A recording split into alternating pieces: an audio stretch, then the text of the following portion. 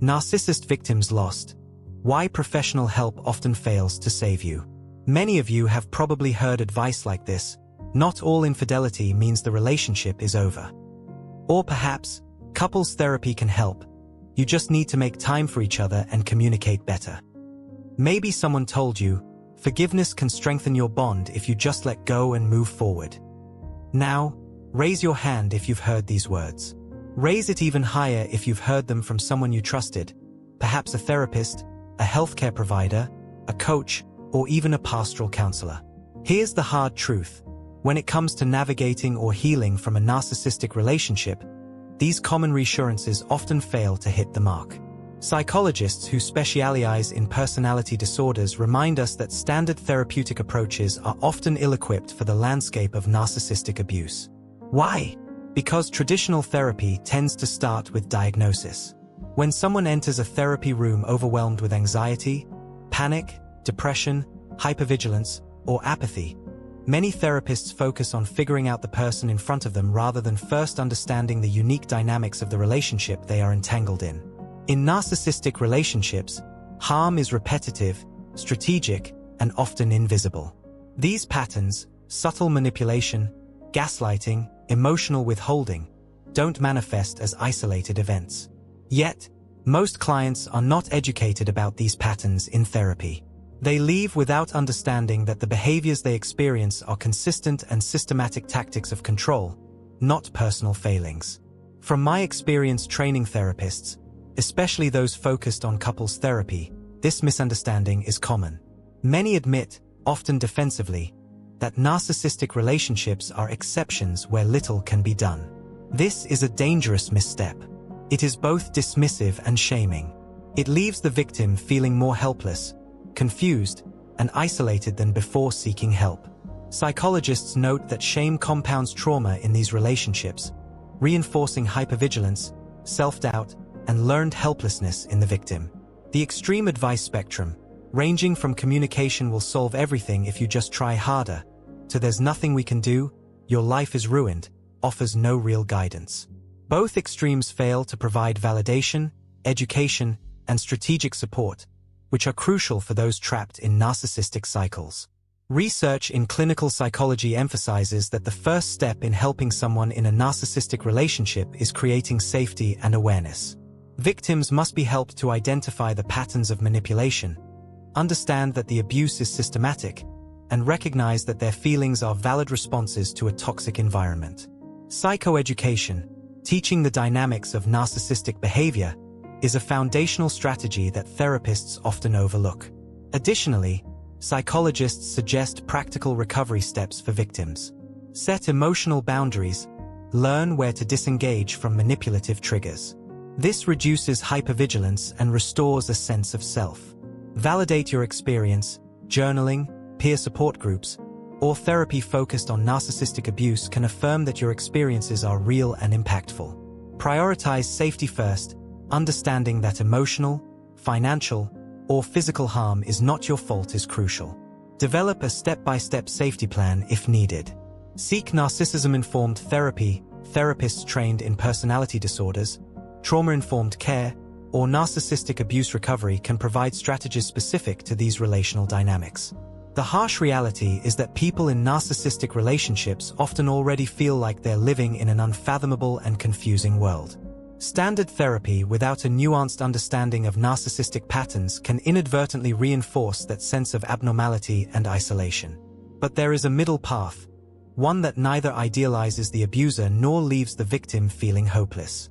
With awareness, education, and targeted strategies, victims can reclaim control, rebuild self-esteem, and start disentangling from the destructive influence of the narcissist. It begins with recognizing that your struggle is real, your pain is valid, and you are not broken. The sense of shame that victims of narcissistic abuse carry is already immense. When well-meaning therapists or professionals say things like, "There isn't really anything we can do," or "If you don't leave, it won't get better," it can multiply that shame exponentially. Psychologists note that shame is a common psychological response in narcissistic abuse survivors because the abuse systematically undermines their self-worth, leaving them questioning their own reality and value.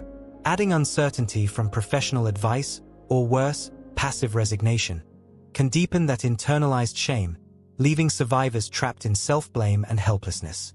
In recent times, I found myself addressing this struggle more frequently.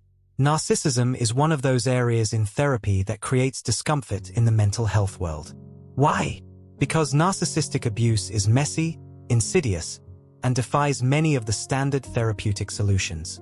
As Dr. Sam Vaknin, a prominent narcissism researcher, explains, narcissistic behavior challenges conventional frameworks in therapy because it often erodes the victim's sense of reality, leaving even experienced clinicians unsure of how to intervene effectively. Therapy becomes inherently more complex when narcissism enters the room. Consider couples therapy. When one partner exhibits narcissistic traits, the therapist must navigate a minefield of entitlement, manipulation, and emotional distortion. Psychologists have observed that the partner enduring narcissistic abuse is often incorrectly positioned as the problem in the relationship. Statements like, "Maybe because you're always anxious, your partner is triggered," subtly reinforce victim blaming. This misdirection is not malicious in all cases, but it underscores a critical flaw in standard therapeutic approaches. Many therapists lack training in the dynamics of narcissistic abuse. Moreover, narcissistic clients themselves can complicate therapy. Studies show that individuals with narcissistic or antagonistic personalities may display entitlement, test boundaries, and in some cases, even litigate against their therapists. Some clinicians, aware of these risks and unprepared to handle the nuances, may preemptively screen out such clients or avoid these cases altogether. This avoidance is not always ethical negligence. It often reflects a gap in formal education. Graduate programs rarely provide in-depth training on narcissistic personality disorder or the treatment of victims within these relationships. Psychologists are often left to learn the hard way, through practice rather than structured curriculum. The challenge is compounded by the fact that mental health is rarely absolute. There is no single diagnostic test, no universal treatment, and no formula that works for every individual. Trauma manifests differently across cultures, histories, and personal contexts. Even biological differences can affect how someone processes narcissistic abuse or responds to therapy. Psychologists like Dr. Wendy T. Bahori emphasize that therapists must approach these cases with flexibility, humility, and an evidence-informed understanding of relational patterns. Ultimately, understanding narcissism in therapy is as much an art as a science. It requires careful attention to context, the survivor's unique experience, and an awareness that no single solution fits all. Shame multiplies when professionals are unprepared, but with informed strategies and skilled support, victims can reclaim clarity, safety, and empowerment. In mental health, the idea of a universal solution is often misleading. Survivors of narcissistic relationships quickly learn that standard therapy approaches rarely work. As Dr. Ramoni Dervisula notes, narcissistic abuse operates through manipulation, gaslighting, and conditional affection, factors that conventional therapeutic models often fail to address. When a survivor enters therapy seeking clarity or support, they may instead encounter diagnostic assumptions or generic advice that misses the complexity of their lived experience. Unlike overt domestic violence, narcissistic abuse often leaves no visible scars, but the emotional and cognitive toll is profound. Chronic invalidation, subtle devaluation, and relentless criticism can create symptoms that mirror PTSD, hypervigilance, rumination, anxiety, and emotional exhaustion. Dr. Judith Herman emphasizes that trauma is not defined solely by physical harm.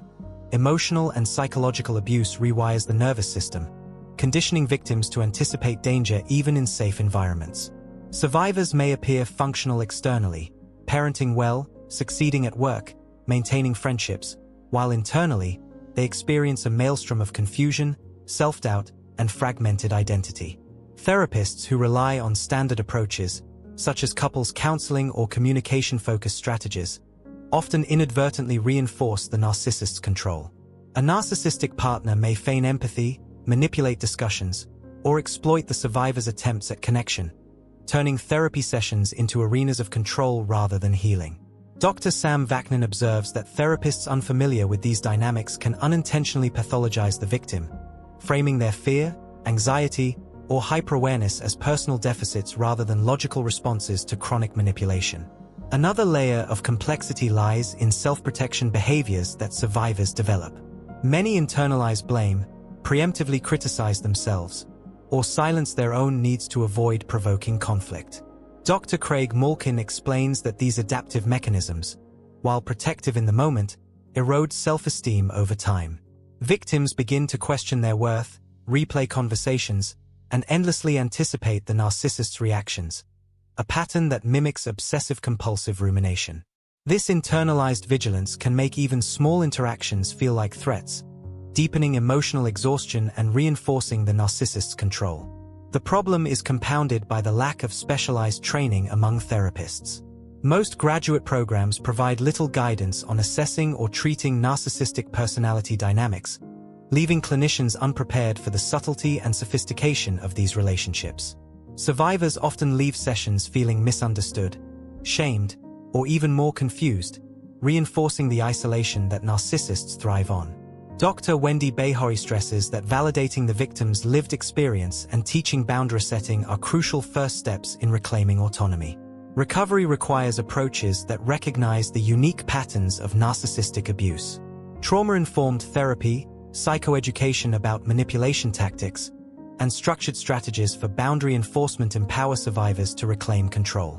Techniques like cognitive reframing, mindfulness for emotional regulation, and social support mapping can rebuild self-esteem and break the cycle of internalized blame. As survivors gain insight, they learn to distinguish between genuine concern and manipulation, restoring their sense of identity and personal agency. Ultimately, healing from narcissistic abuse is not a linear process. It demands patience, tailored support, and a recognition that the survivor's confusion and self-doubt are not weaknesses. They are logical responses to years of systematic emotional harm. As Dr. Ramoni Dervisula reminds us, acknowledging the abuse, reclaiming boundaries, and validating one's own experiences are acts of profound courage, and the foundation upon which true recovery is built. What does it mean to be trapped in a narcissistic relationship? It means your experience is an outlier, a case that falls outside conventional understanding. Psychologists often compare these situations to a car for which no replacement parts exist, or a patient with a condition that defies standard treatment. Your reality may resemble a legal test case never tried in court, unique, complex, and deeply resistant to conventional solutions. Dr. Ramoni Dervisula emphasizes that narcissistic abuse often violates the assumptions therapists rely on. It is subtle, emotionally manipulative, and chronic, without leaving visible scars. For survivors, this creates a profound sense of isolation, as the tools designed to help, therapy methods, communication strategies, or coping frameworks, often feel useless. I remember overhearing a discussion at a therapy seminar that captures this dilemma perfectly.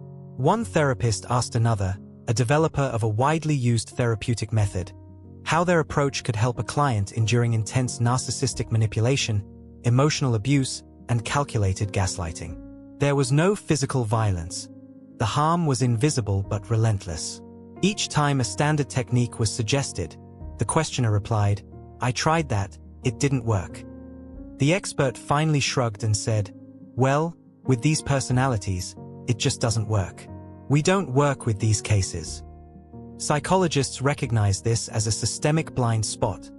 Many therapy models were never designed for the subtle, corrosive dynamics of narcissistic relationships. And for survivors, this "we don't work with these cases" response can feel like a cruel dismissal, reinforcing self-doubt and shame. Imagine it like having a bag of pistachios. You only open the ones already cracked, leaving the sealed ones untouched. Or folding flat sheets but abandoning the fitted ones that refuse to conform. These metaphors reflect the partial, incomplete solutions that traditional therapeutic frameworks often offer to survivors. Dr. Judith Herman notes that emotional trauma in narcissistic relationships is complicated because it defies neat categorization. It does not always present as diagnosable PTSD, addiction, or depression, even though the symptoms may overlap. Therapists may lack the training to fully validate the survivor's reality, leaving the survivor feeling unseen, misunderstood, or even blamed for the chaos around them. This is why conventional advice, "forgive and communicate," Try harder to understand your partner, hold the family together, often backfires. Psychologists explain that in narcissistic dynamics, forgiveness without boundaries can reinforce manipulation, and communication strategies that work for typical couples often empower the narcissist rather than protect the victim. Sometimes estrangement is not just inevitable but essential for safety and mental health. Dr. Wendy Bahori emphasizes that setting boundaries and even limiting contact with a manipulative family member can be a healthy, proactive strategy, even when it defies cultural expectations or personal values. Narcissistic relationships challenge our assumptions about human behavior and morality. The charming partner may be simultaneously manipulative, undermining, and cruel, eroding the survivor's sense of reality. This is why people in these relationships often struggle with self-doubt, guilt, and identity confusion. Dr. Craig Malkin notes that survivors may internalize the narcissist's criticism to the point where they preemptively self-sabotage, defending against future attacks. Recovery begins with recognizing that these reactions are normal, adaptive responses to prolonged emotional manipulation. Education about narcissistic patterns, trauma-informed therapy, and validation of the survivor's lived experience are key steps toward reclaiming clarity and self-worth. Ultimately, the tragedy of narcissistic relationships is that they are profoundly misunderstood by family, by society, and even by many therapists. The work of recovery is not simply learning to communicate or forgiving, but learning to navigate a world that often invalidates your suffering while you rebuild your boundaries, your identity, and your sense of safety. It is in this careful reclamation of agency, informed by psychological insight and guided support, that true healing begins. And so we reach the end of today's reflection.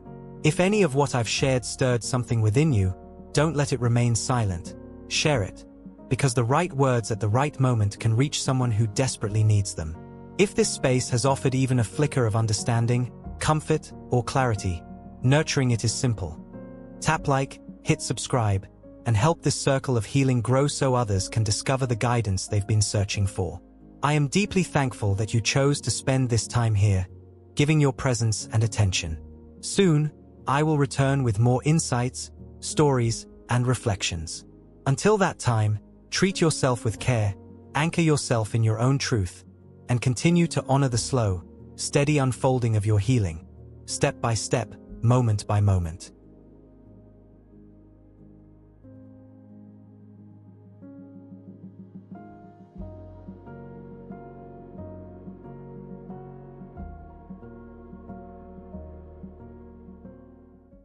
Narcissist victims lost.